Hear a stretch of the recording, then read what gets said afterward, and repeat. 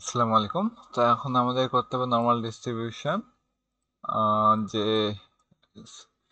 X একটা random variable যেটা -5 থেকে 10 পর্যন্ত মানে আছে আর কি তার মান।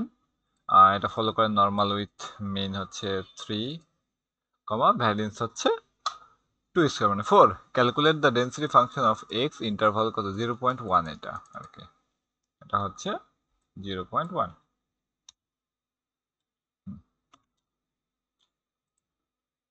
তাহলে প্লট করতে বলছে, এরপরে 1000 র্যান্ডম অবজারভেশন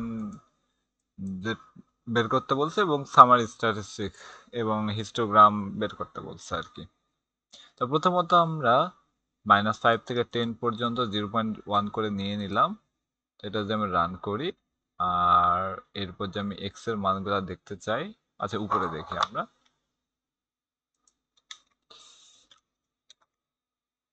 এই যে -5, -0.49, -0.48, -0.47, তো এইভাবে বাড়তেছে আর কি 0.11 করে।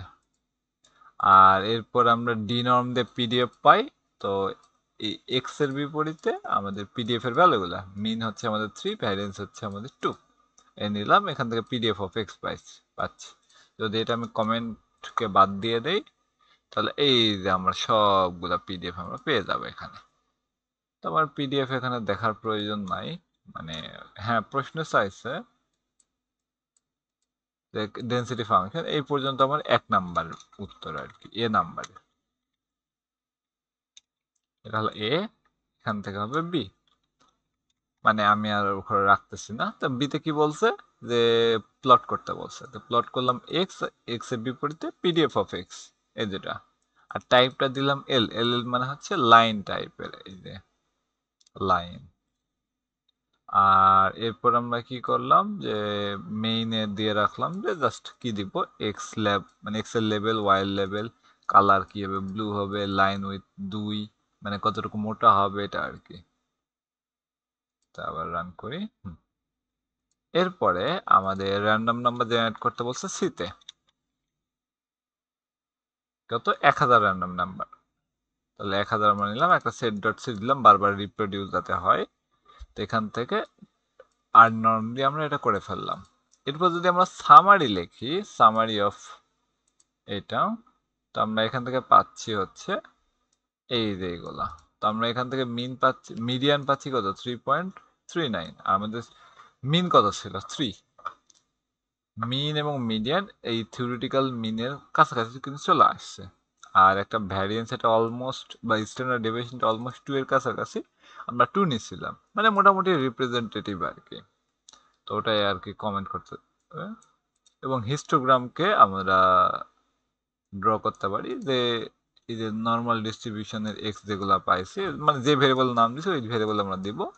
মেইন এরা দিলাম, ফ্রিকোয়েন্সি ইকুয়াল টু ফলস দিলাম, বা প্রবাবিলিটি ইকুয়াল টু ট্রু, যে কোনো একটা দিলে হয়। ফ্রিকোয়েন্সি ইকুয়াল টু ফলস দিলে এদিক বরাবর ফ্রিকোয়েন্সি গুলো থাকবে না আর কি, এই যে এইগুলো ডেন্সিটি তখন আসবে আর কি।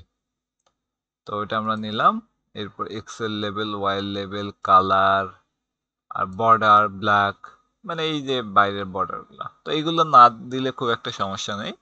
আর এরপর লাইন্স নিব, যে এক্স এর বিপরীতে পিডিএফ অফ এক্স, ওই যে উপরে পিডিএফ যেগুলো পাইছিলাম, তো ওই লাইনটা আরেকবার এখানে ড্র করে দেব, যে ঠিকঠাক মতো আসতেছে কিনা, আগেরটার মতো হয়েছে কিনা।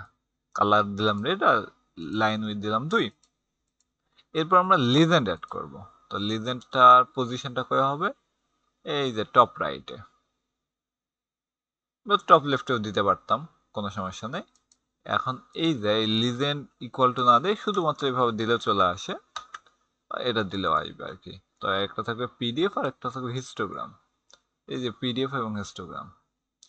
আর আমরা ফিল দিলাম যে রেড এবং লাইট ব্লু, এটা একটা ভেক্টর আছে। তাহলে এই যে এগুলো হলো রেড এবং লাইট ব্লুটা চলে আসলো, যে এটা পিডিএফটা রেড দ্বারা বোঝাচ্ছে আর হিস্টোগ্রামটা লাইট ব্লু দ্বারা বোঝাচ্ছে। তো দেখা যাচ্ছে যে নর্মাল ডিস্ট্রিবিউশন থেকে আমরা যেটা পিডিএফ পাইছি এবং র্যান্ডম নাম্বার জেনারেট করে পাইছি মোটামুটি সেম, রিপ্রেজেন্টেটিভ।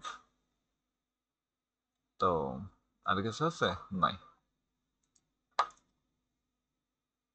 আচ্ছা এখানে আরো কিছু না, এগুলো বলা আছে। Thank you.